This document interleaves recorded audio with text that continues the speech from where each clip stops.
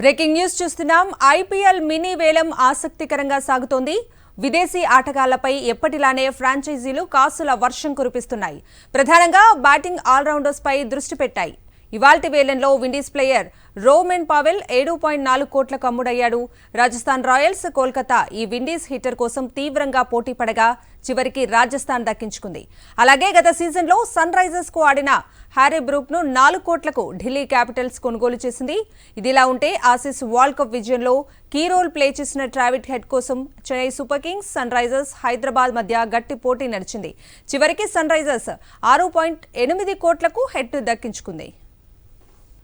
ఇక ఇదే అంశానికి సంబంధించిన పూర్తి అప్డేట్స్ ని మా ప్రతినిధి నరేష్ అందిస్తారు. నరేష్, నిజంగా ఐపీఎల్ మినీ వేలానికి సంబంధించి చాలా ఆసక్తికరంగా సాగుతుందని చెప్పుకోవాలి. ఎందుకంటే ఏదైతే 77 ఖాళీలు ఉన్నాయో 333 ప్లేయర్స్ ఉన్నప్పటికీ కూడా విదేశీ స్టార్ ప్లేయర్స్ లాగా ఇప్పుడు కూడా ఐపీఎల్ వేలం అంటే ఎక్కువ ఫారిన్ ప్లేయర్స్ మీద దృష్టి పెట్టే ఫ్రాంచైజీలు ముఖ్యంగా బ్యాటింగ్ ఆల్రౌండర్స్ కానీ బౌలింగ్ ఆల్రౌండర్స్ కానీ ఫిల్ చేసుకుంటూ ఉంటారు. సో ఈ సీజన్ సంబంధించి వచ్చే సీజన్ లో ఏదైతే గ్యాప్స్ ఉన్నాయో అన్ని కూడా ఫ్రాంచైజీలు చాలా ఆచితూచి వ్యవహరిస్తున్నాయి. అదే సమయంలో విదేశీ ప్లేయర్స్ కోసం ఎంతైనా వెచ్చించడానికి వెనకాడడం లేదని చెప్తారు. ఎందుకంటే దానికి తగ్గట్టే ఇవాళ మనం ఫస్ట్ ఏదైతే పిక్ ఉందో రోమెన్ పావెల్, వెస్ట్ ఇండీస్ చాలా హార్డ్ హిట్ అవుతాను. సో అతని కోసం రాజస్థాన్ రాయల్స్ 7.4 కోట్లు పెట్టింది. అంటే ఎందుకంటే T20కి సంబంధించి బౌలింగ్ కంటే కూడా బ్యాటింగ్ మ్యాచ్ విన్నర్ గా ఒంటి చేత మ్యాచ్ గెలిపించే బ్యాటర్స్ ని ఎక్కువ చూస్ చేసుకుంటూ ఉంటారు. దానికి తగ్గట్టుగానే ఇప్పటి వరకు వేలం సాగుతుంది. అయితే కొంతమంది ప్లేయర్స్ కి ఏదైతే గత సీజన్ లో చాలా అద్భుతంగా రాణించి భారీ ధరకు అమ్ముడైపోయి సీజన్ మొత్తం పెద్దగా ఆకట్టుకోవడం ప్లేయర్స్ ఈసారి చాలా షాక్ ఇచ్చాయని చెప్పాలి. ఫ్రాంచైజీలు చాలా తక్కువ ధరకే కొనుగోలు చేసింది. నేను హ్యారీ బ్రూక్ తీసుకోవచ్చు. లాస్ట్ టైం మనకి అబౌట్ 10 కోట్స్ అమ్ముడైతే అతను ఈసారి 4 కోట్లకే ఢిల్లీ క్యాపిటల్స్ దక్కించుకుంది. సన్ రైజర్స్ హైదరాబాద్ అతను వేలంలో వదిలేసినప్పటికీ కూడా చాలా వివాదంగా వ్యవహరిస్తుందని చెప్పుకోవాలి. అయితే వరల్డ్ కప్ విజయంలో ఆస్ట్రేలియా వరల్డ్ కప్ విజయంలో కీలక పాత్ర పోషించిన ట్రావిస్ హెడ్ కి ఎక్కువ భారీ ధర పలికింది. అంచనాలు తగ్గట్టుగానే 2 కోట్ల బేస్ ప్రైస్ తో అతను అందుబాటులోకి వచ్చాడు.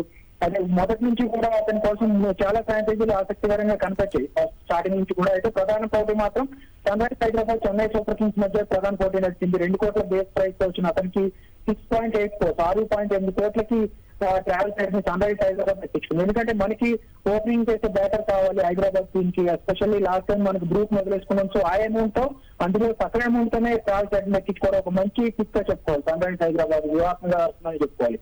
అయితే హెడ్ తర్వాత ఎక్కువ మనకి చాలా మంది ఎక్స్పెక్ట్ చేశారు. రచిన్ రవీంద్ర న్యూజిలాండ్ టీం ఆడుతున్నాడు, భారత్ తో కొన్నాడు. సో వరల్డ్ కప్ లో 573 రన్స్ చేశాడు. సో న్యూజిలాండ్ జట్టులో కీలకమైన ఆటగాడిగా ఉన్నాడు. చాలా యంగ్ ప్లేయర్. సో ఆల్రౌండర్ కూడా, బౌలింగ్ కూడా వేయగలడు, బ్యాటింగ్ కూడా చాలా హిట్టింగ్ చేయగలడు. ఇండియా పిచ్చెస్ మీద కూడా మంచి అనుభవం ఉన్న ఆటగాడు. సో దానికి తగ్గట్టే అతను 50 లక్షల బేస్ అయితే భారీ ధర అందించినప్పుడు కూడా 1.8 crores CSK Chennai super kings దక్కించుకుందని చెప్పాలి. So coming to Indian players విషయానికి వస్తే శార్దుల్ ఠాకూర్ మీద చాలా అంచనాలు ఉన్నాయి. మళ్ళీ శార్దుల్ ఠాకూర్ ని చెన్నై సూపర్ కింగ్స్ 4 కోట్లు దక్కించుకుంది. అంటే బేస్ ప్రైస్ 2 క్రోర్స్ కన్నా 4 క్రోర్స్ అతను దక్కించుకోవడం కూడా వాళ్ళు చాలా ఆచితూచి వ్యవహరిస్తున్నారు. ఎందుకంటే వాళ్ళకున్న అమౌంట్ లో ఫస్ట్ అమౌంట్ పెంచినప్పుడు కూడా వాళ్ళకున్న అమౌంట్ లో ఈ ఏదైతే మినిమం ప్లేయర్స్ ని వాళ్ళు ఫిల్ చేసుకోవాలి గ్యాప్. సో దానికి తగ్గట్టు అలాగే ఆర్సీబీకి ఆడాడు. అసలు లాస్ట్ టైం చాలా ఎక్కువ దాదాపు 10 కోట్లకు అమ్మడైన అసలు ఈసారి మాత్రం 1.5 కోట్లకు మాత్రమే సన్ రైజర్స్ హైదరాబాద్ తెచ్చుకుని ఒక ఆల్రౌండర్. ఎందుకంటే స్పిన్నర్, మంచి స్పిన్నర్ ఆల్రౌండర్ కూడా పనికొస్తారు టీమ్ కి. సో ఆ విధంగానే సన్ రైజర్స్ హైదరాబాద్ దక్కించుకుంది. ఇక ఏదైతే కొంతమంది ప్లేయర్స్ స్టీవ్ స్మిత్ కానీ, రస్కు కానీ, కరుణ్ నాయర్, మనీష్ పాండే వీళ్ళు వేలంలో అమ్ముడవ్వాలి.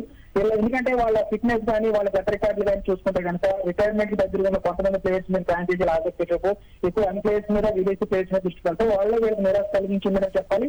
మొత్తం మీద గత సీజన్ తో పోలిస్తే ఈసారి వేలంలో ఎక్కువ ధర పలికే అవకాశం ఉన్న ఆటగాళ్ళలో ప్యాట్ కమిన్స్ కూడా ఉన్నారు. ప్రస్తుతం అతని మీద బిడ్డింగ్ నడుస్తుంది. బెంగళూరు, సన్ రైజర్స్ హైదరాబాద్ మధ్య గట్టి పోటీ నడుస్తుంది. ప్రజెంట్ ఆల్రెడీ అతను 8.8 దాటింది.